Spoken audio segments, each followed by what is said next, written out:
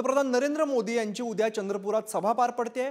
कशी सुरू आहे तयारी आणि तब्बल 10 वर्षांनी पंतप्रधान नरेंद्र मोदी चंद्रपुरात जाहीर सभा घेत आहेत। या सभेची तयारी कशी सुरू आहे आणि चंद्रपूरच्या उमेदवारी संदर्भात सुधीर मुनगंटीवार यांच्याशी बातचीत केली आमचे प्रतिनिधी ओम देशमुख यांनी। भाऊ, उद्या चंद्रपुरात स्वतः पंतप्रधानांची सभा होते। महाराष्ट्रातला निवडणुकीचा पहिला टप्पा आणि त्या पहिल्या टप्प्यात पहिली सभा पंतप्रधानांची, काय उत्सुक नाही आनंद आहे। शेवटी आमच्याही जिल्ह्यातील मतदारांना उत्सुकता आहे की आमचा विश्वगौरव गरीबों के मसीहा देशनायक ज्यांनी आयुष्य देशासाठी समर्पित केलं आणि विकास विकास विकास या तीनच शब्दावर पूर्ण देशाच्या प्रगतीचा एक ब्लूप्रिंट करत ते पुढे चालले। या देशाला 3rd नंबरची इकॉनॉमी करण्याचा संकल्प आहे। या 2024 ते 29 असे ऐतिहासिक निर्णय होणार आहे जे गरिबांना त्यांच्या उन्नतीसाठी कारगर सिद्ध होणार आहे। देश वैभवशाली व्हावा, गौरवशाली व्हावा, देशाचा सन्मान वाढावा, जगामध्ये आमचं आदराने नाव घेतलं जावं यासाठी मोदीजी काम करत आहे। आमचं मोदीजींचं या निमित्ताने संवाद होईल, भेट होईल, दर्शन होईल, आनंद आहे। आणि माझ्या मतदारसंघात प्रचारासाठी येत आहे याचा विषय एक मुद्दा सातत्याने चर्चेला गेला, त्याची आताही चर्चा होते की सुधीर मुनगंटीवार हे स्वतः निवडणूक लढवण्यासाठी उत्सुक नव्हते। तुम्ही तिकीट जाहीर होण्यापूर्वी काही तासांपूर्वी सुद्धा विधान केलं होतं की माझं तिकीट रद्द व्हावं यासाठी मी प्रयत्न करतोय, मात्र तसं झालं नाही। शेवटी तुमच्या पारड्यात तिकीट पडलं। आज काय भावना आहेत निवडणूक लढवताना? शेवटी पक्ष जो आदेश देतो तो मी मनापासून स्वीकारतो। माझ्या आयुष्यात असा जगात कोणी माईका गाग नसेल की जो असं म्हणेल की मी एखाद्याकडे पद, एखादं मंत्रीपद, आमदारकीचा एबी फॉर्म मागायला मी आयुष्यात कधी गेलो। लोकसभेची तिकीट मी मागायला नाही गेलो।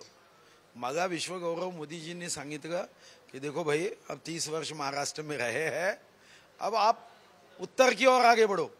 आता पश्चिम की ओर से मैं समस्याओं की उत्तर को ढूंढने के लिए उत्तर की ओर आगे बढ़ाओ। लोक विश्वास व्यक्त करतील तर मी सेवा करेन मनापासून, हृदयापासून। तुम्ही भाजपचे प्रदेशाध्यक्ष राहिलात, 6 टर्म आमदार राहिलात, मंत्री सुद्धा राहिलात। तुमच्यासोबत भाजप वाढवण्यात ज्यांनी महत्त्वाची भूमिका बजावली ते एकनाथ खडसे भाजपमध्ये परत येत आहेत।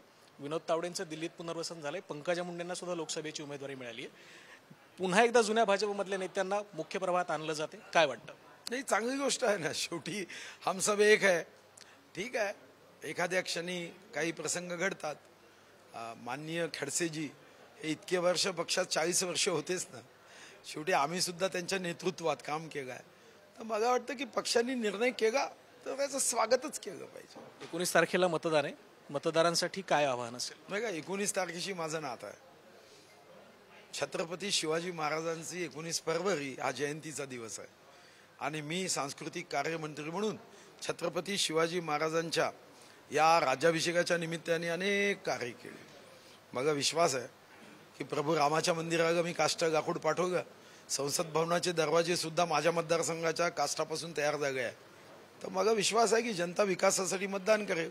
शेवटी जनता जो प्रसाद देईल तो गोड असेल, आंबट असेल, तुरट असेल, खारट असेल, कडू असेल, तो प्रसाद आहे, मी मनापासून स्वीकारेल आणि पूर्ण सेवा, क्या जीत में क्या हार में किंचित नहीं भयभीत में, जो प्रसाद देईल जनता तो जनतेच्या सेवेसाठी। खूप खूप धन्यवाद आणि खूप खूप शुभेच्छा तुम्हाला। ते होते मंत्री सुधीर मुनगंटीवार यांनी म्हटलंय जनतेनं कुठलाही प्रसाद दिला तरी तुम्हाला मान्य असेल।